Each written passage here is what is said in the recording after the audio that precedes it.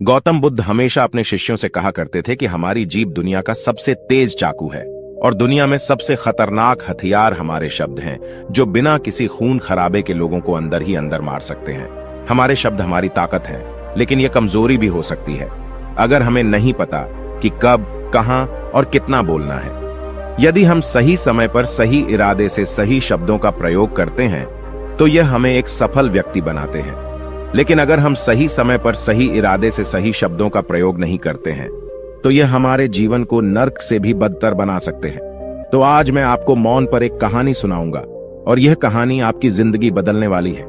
यह कहानी आपको मौन की शक्ति का एहसास कराने जा रही है। जापान में एक बहुत प्रसिद्ध बौद्ध भिक्षु थे जिनका नाम दीजाई था। वह दुनिया के शोरगुल से दूर जंगल में अकेला रहता था और वह बहुत ही ध्यान मग्न व्यक्ति था, इसलिए वे पूरे जापान में बहुत प्रसिद्ध थे। और एक दिन उनके पास एक राजकुमार आया। प्रिय साधु, मैं हमेशा थका हुआ, निराश और परेशान महसूस करता हूं। मेरा मन बहुत बेचैन रहता है। हालांकि मेरे पास सब कुछ है, धन, प्रसिद्धि और सभी विलासिता जो एक व्यक्ति पाने की ख्वाहिश रखता है, लेकिन फिर भी मेरे अंदर शांति नहीं है।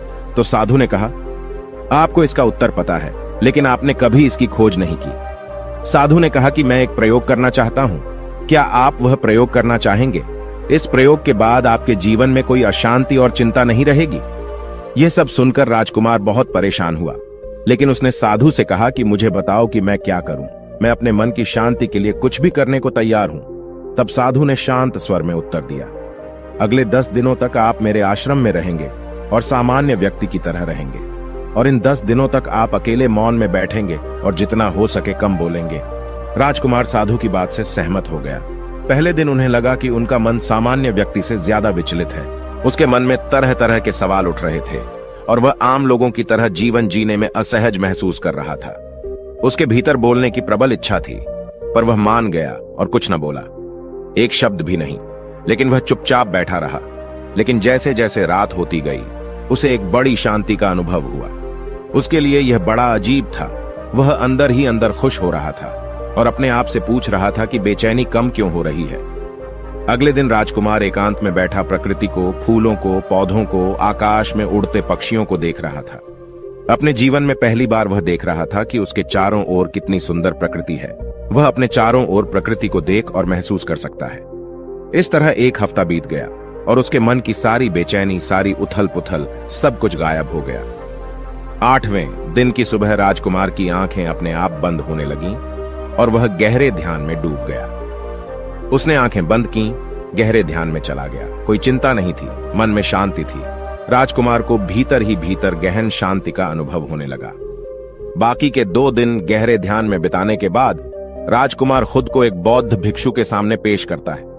राजकुमार ने साधु से कहा कि प्रिय साधु, मुझे उत्तर मिला कि मेरा मन इतना अशांत क्यों है। उन्होंने कहा कि मुझे पता चला कि मेरा मन इतना विचलित और अशांत क्यों था। फिर उन्होंने पूछा, बताओ क्या जवाब मिला। राजकुमार ने कहा कि मैं जरूरत से ज्यादा बातें करता था और दिन भर लोगों पर ऊर्जा बर्बाद करता था और उनके बारे में अकेले ही सोचता था और ज्यादातर समय उनके बारे में नकारात्मक ही सोचता था।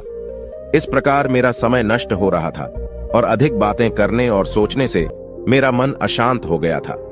इस वजह से मैं कोई भी काम अच्छे से नहीं कर पाता था, जिसके कारण मैं लगभग हर काम में असफल होने लगा था और निरंतर असफलता ने मुझे और अधिक उदास और चिड़चिड़ा बना दिया और इसने मेरे जीवन को और नष्ट कर दिया। लेकिन ये 10 दिन बिल्कुल अलग थे। अब ऐसा लग रहा है कि अपनी जिंदगी को पूरी तरह से जी रहा हूं और इससे पहले मैं अपनी जिंदगी गलत तरीके से जी रहा था। मैंने यह भी सीखा कि हमें ध्यान करने की आवश्यकता नहीं है, ध्यान अपने आप हो जाता है।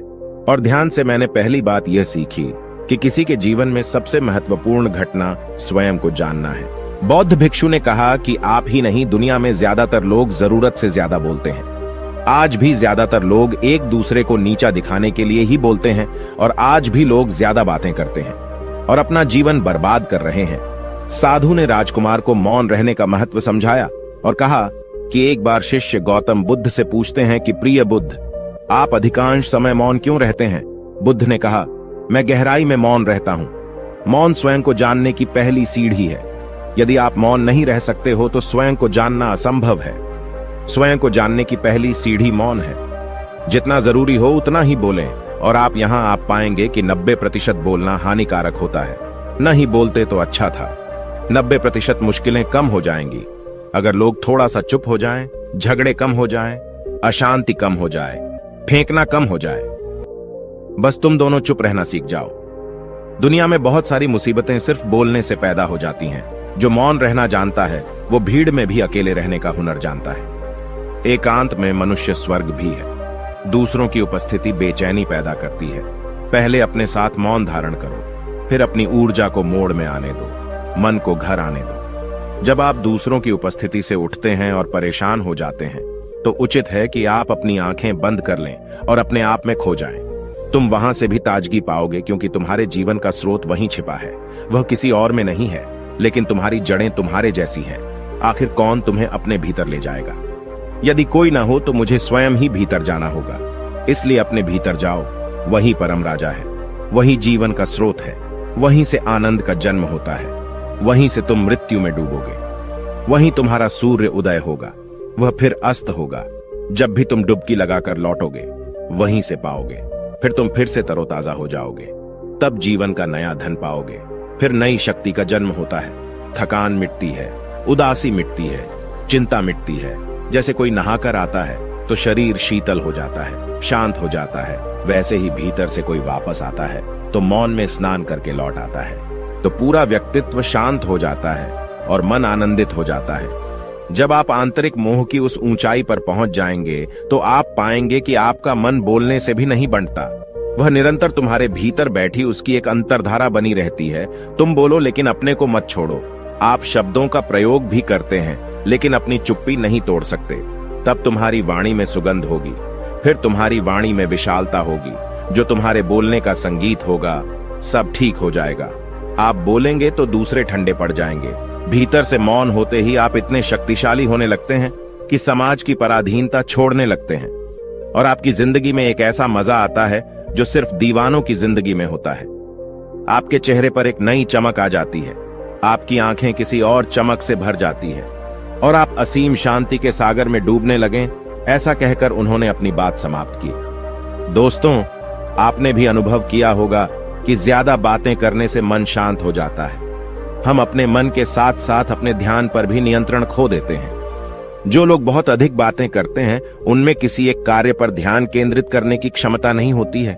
इसलिए वे अपने किसी भी लक्ष्य पर पूरी तरह से केंद्रित नहीं होते हैं और वे जीवन की सच्चाई को नहीं समझ पाते हैं और न ही कभी मनचाही सफलता प्राप्त कर पाते हैं। इसके अलावा आपने देखा होगा वो लोग अक्सर लोगों के बीच हंसी का पात्र बन जाते हैं और जो कम बोलते हैं और अपनी बात पर टिके रहते हैं उन्हें सम्मान मिलता है। लोग जो कहते हैं उसे सुनते हैं और विश्वास करते हैं और अशांत मन वाला व्यक्ति जीवन में किसी भी कार्य में सफल नहीं हो पाता क्योंकि उसका किसी भी कार्य में मन नहीं लगता। अगर कोई व्यक्ति जानता है कि उसे कब, कहां और क्या कहना है तो वह वास्तव में बहुत बुद्धिमान है और ऐसा व्यक्ति जहां भी जाता है आकर्षण का केंद्र बन जाता है और जो कुछ भी करता है उसमें सफल हो जाता है। यदि हम महान व्यक्ति के व्यक्तित्व को देखें तो पता चलेगा कि वह कम बोलते हैं और कम से कम शब्दों में अपनी बात समाप्त करते हैं। वह बोलने से पहले गहराई से सोचता है कि उसे क्या कहना है। लेकिन जो लोग अधिक बोलते हैं वे कई बार झूठ बोलते हैं और अपनी बातों से दूसरों के दिमाग पर कचरा डालते रहते हैं। वह अधिकतर दूसरों की बुराई ही करता रहता है, इसलिए उसके अपने भी उससे बचने और उससे दूर रहने की कोशिश करते हैं। हमारे भारतीय उपनिषदों में कहा गया है कि हमारे वचन ही वास्तविक धर्म हो सकते हैं। मौन से धैर्य आता है, धैर्य से ध्यान आता है और ध्यान से व्यक्ति अपने जीवन के प्रति जागरूक हो जाता है। दोस्तों, आप भी प्रतिदिन कम से कम 30 मिनट एकांत में शांत बैठने का प्रयास करें। इससे आप सब में एक सकारात्मक बदलाव अवश्य आएगा। इसी के साथ हम इस कहानी को समाप्त करते हैं। धन्यवाद।